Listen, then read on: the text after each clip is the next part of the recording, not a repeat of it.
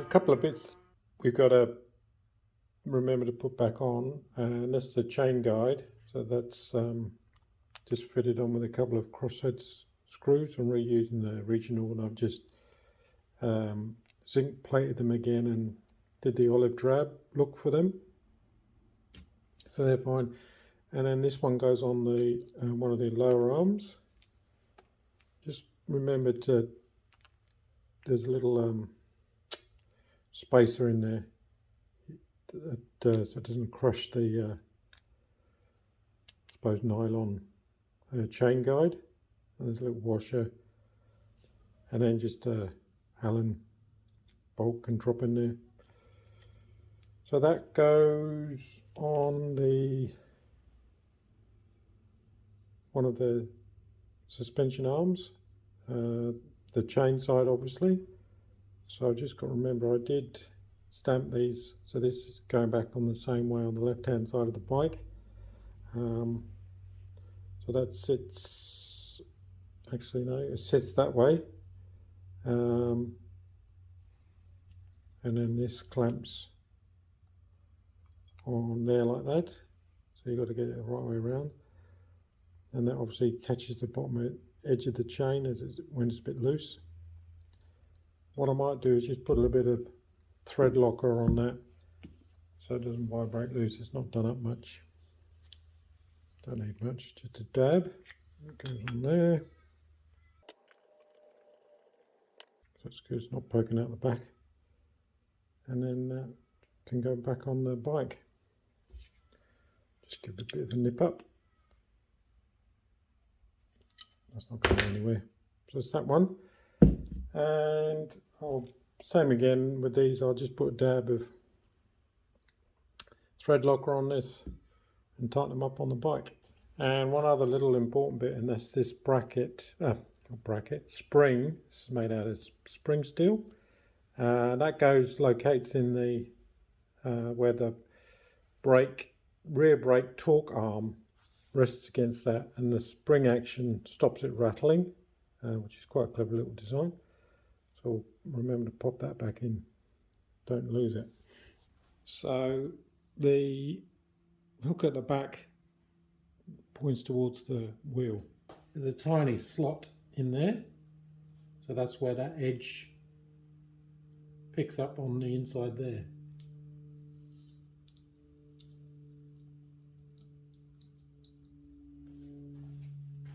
And it just catches like that, simple as that. Chain guard.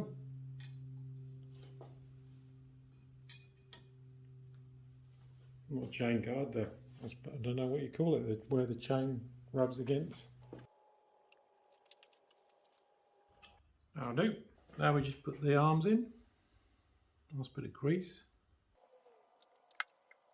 There's no washer at the back, so basically that goes straight in, and I think it's designed to have a bit of play in it. So even if I tighten this right up, it's not going to crush the box section, so it's designed to, I think, float a little bit in and out. I'll just torque that up. I won't fully torque it, but that's nipped up, and you can see it's quite a lot of play. That's by design, because as the suspension moves around, I think it allows that to just float in and out. So don't worry that you think there's a gap there. That's fine. I'll show you the parts diagram, but there's definitely nothing that's on the inside here. It's just the arm up against the box section, and this very fat washer, and just this tab lock nut. So we'll do the other side.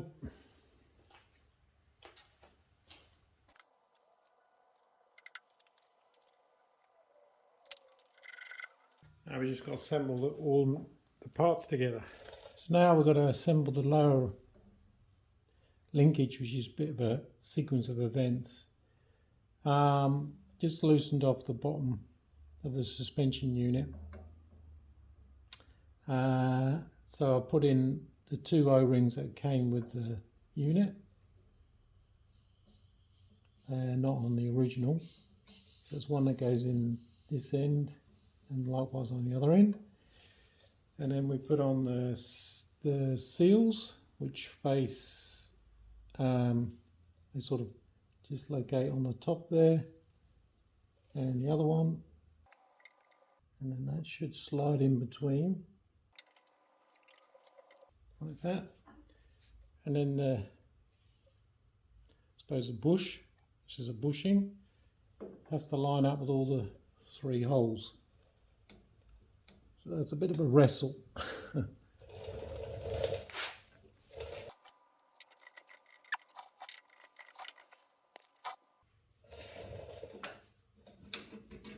There we go.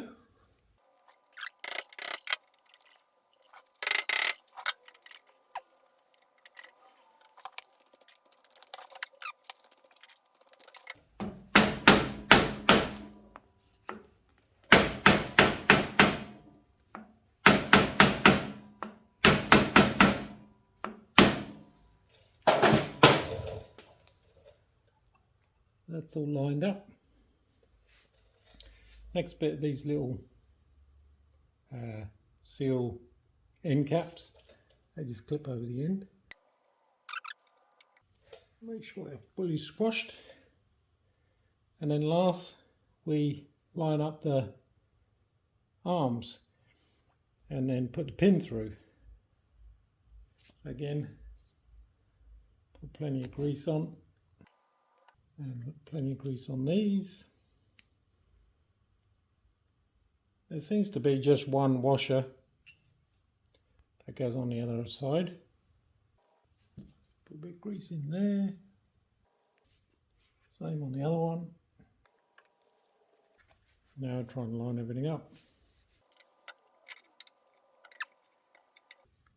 And there we go. In. Bit tricky, but plenty of grease. Take your time. A little tap with a rubber mallet, and it can be assembled quite well. Get off most of the grease on the outside so the crud doesn't stick to it. That threaded hole you can ignore because these are ambidextrous, meaning the arms can be put in either side. So one part number, because obviously on the other side that would be where the chain guide would go. So that's that. So then that just goes on there, and we're all good for torquing up. Now, last bit of the jigsaw puzzle was just the bracket here for the rear brake hose. It's just a hex bolt in there, bit of thread locker, because you don't want to be stripping the threads by over tightening them. So that should do, and there's a little spring. You can see that in there. That's where the torque arm will rest. So what we'll do now is just go around and torque all the bolts up to their recommended torque settings. So the first bolt we're going to do, bolt and nut, is the main swing arm pivot point. So this is in the book, Haynes manual, it's saying 50 foot-pounds. There we go, that's one. Next in the book, link arm to swinging arm, 28 foot-pounds, so not much.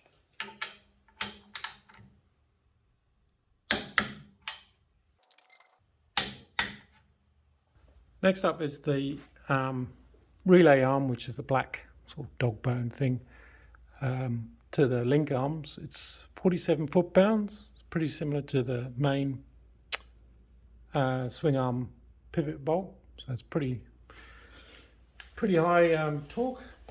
So 47 foot-pounds.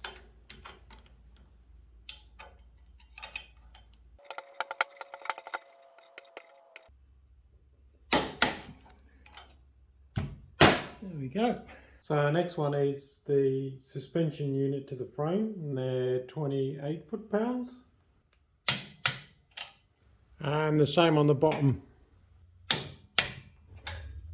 So on the main center stand, you can see there's a hole here at the bottom, and there should be a rubber bung goes there. So when the side stand flips up, it doesn't clang against the exhaust, and also when you're going down a bumpy road, you're not hearing that clanging away on the exhaust pipe.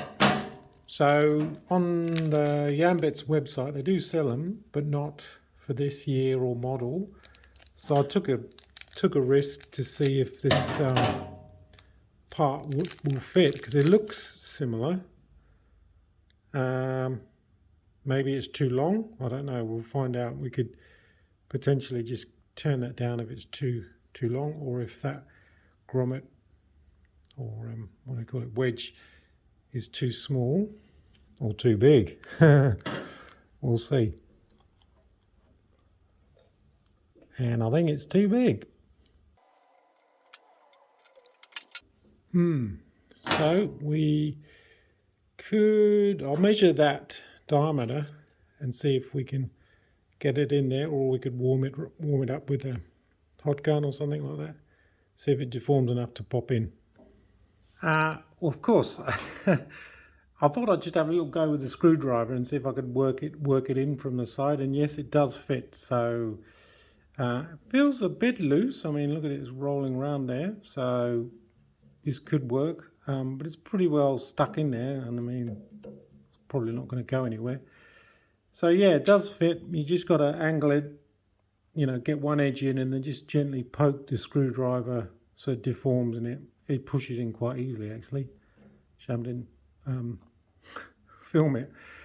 I won't pull it off because I don't want to tear weaken it and tear it by removing it.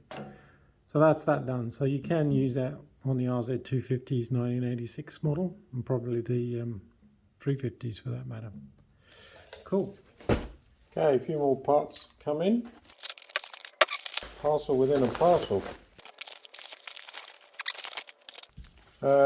More fuel hose. That's quite cool. It's obviously this has come from Wiimoto. Nice to see a two-stroke. Yes, I found on one of my other bikes, this is the, I don't know what you'd call it, a thrush washer, and it goes in the speedo mechanism on the front wheel. So I've got one of those missing on another bike, so that's okay. This is good. These are really expensive. You know what these are? These are the cush drives. So I just don't think these ones here, they're gone quite hard and brittle. So they're the original ones. So I've just bought new, well, these are genuine parts. So yeah, it must be new old stock or something, or whether or not they still make these today, probably. Anyway, that's the part number if you need it. 3 of those, so they can go in the cush drive. And we've got various brake master cylinder overhaul kits. A little grommet for the speedo that goes in the front mudguard. I think this is for the sprocket.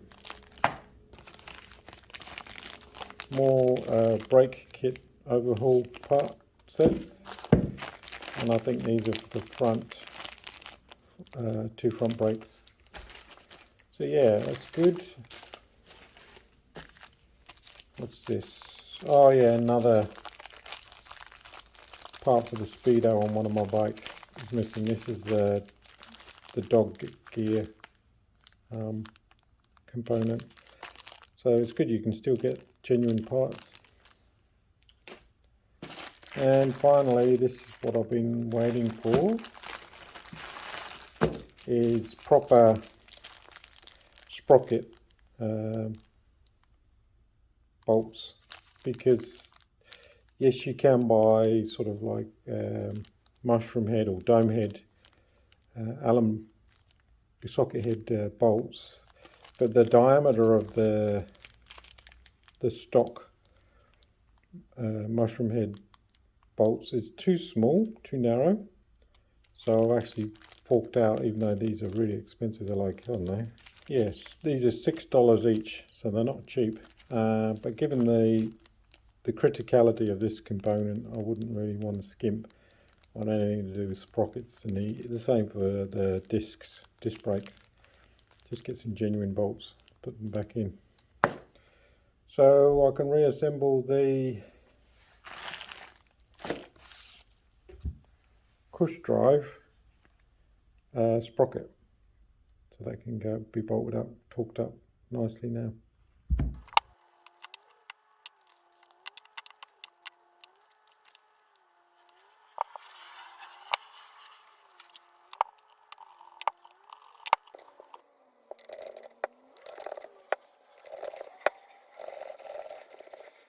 And then just torque it up to 24 foot-pounds. A bit fiddly, but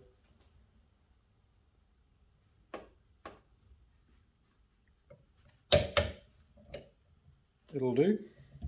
Obviously, you can't torque this up when it's on the bike because you need access to the rear nut. So just work our way around and we're done.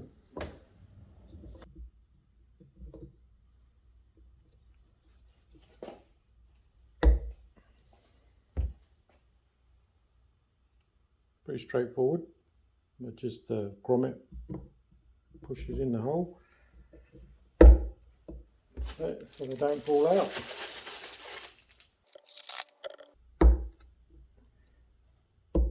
That's that done. And then we can put the sprocket carrier into the cush drive.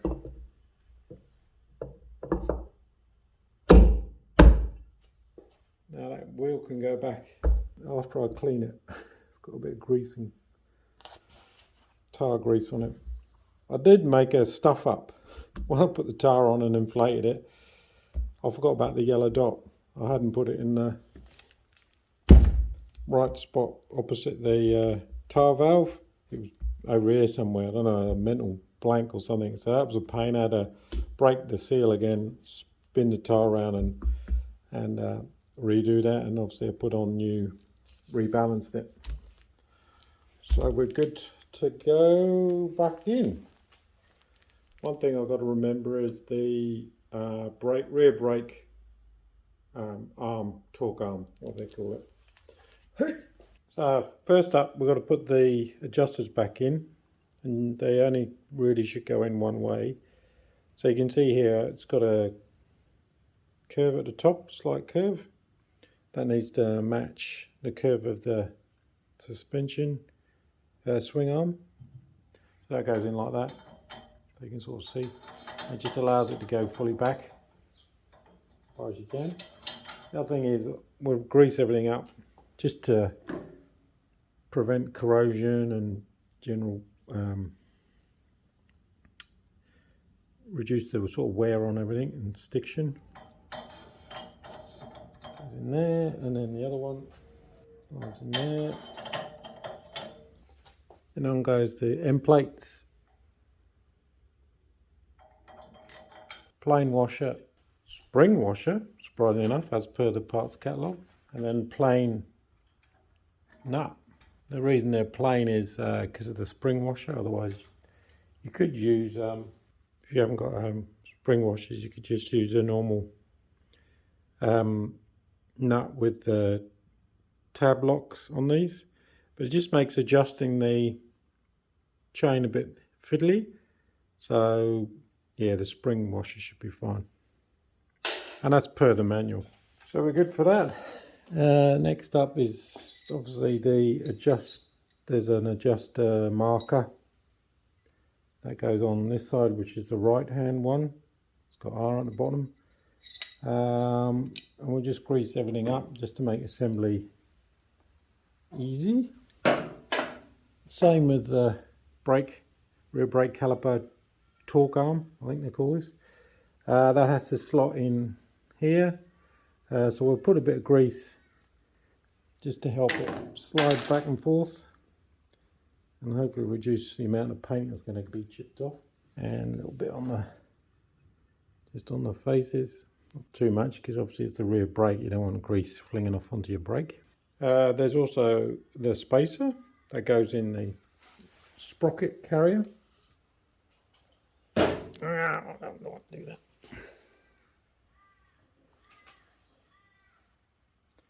So that just pops in there. You can see there's a slight decrease in diameter that fits inside the seal. Try and get everything lined up. Get in there. Get the rear brake caliper.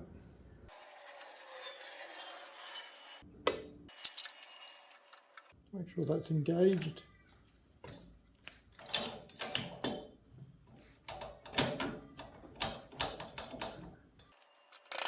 Just line it up on the other side.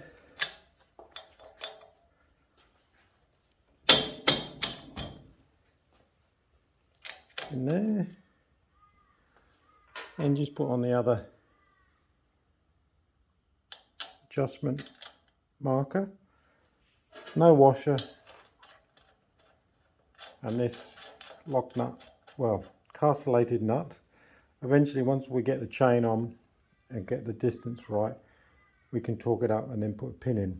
But for now, I'll just nip it up so it doesn't move about too much. So both wheels are back in, that's good. We can put it on the ground eventually. Rear suspension looks good. So I'm quite pleased with that, especially the new suspension unit in there, so it looks cool. So what's next? I reckon we'll put on the rear sets, so we can do the rear sets and then we can start mounting the brakes on. So yeah, do those two, which is a simple cleanup job, and then we'll start getting the brakes repaired and replaced. Same for the front. I'm just going to put the chain guard back on temporarily. There's this bracket at the rear here. There's a screw thread just at the front. You can see that's where the chain guard screws into. And on the back there's looks like a hole. Not quite sure what the hole is there for. It's sort of redundant a bit. Anyway, make sure that when you put this back on, the tab just engages in that. And then just fit the two crosshead screws in. I might look out for some new ones because these are a bit mangled on the crosshead. These are the original. I played with them and then did the olive drab trick. There's pretty good, the olive drab on this one. Seems to come up okay. But like I said, they're a bit mangled over the years, so I'll pick up some spare ones from a supplier somewhere.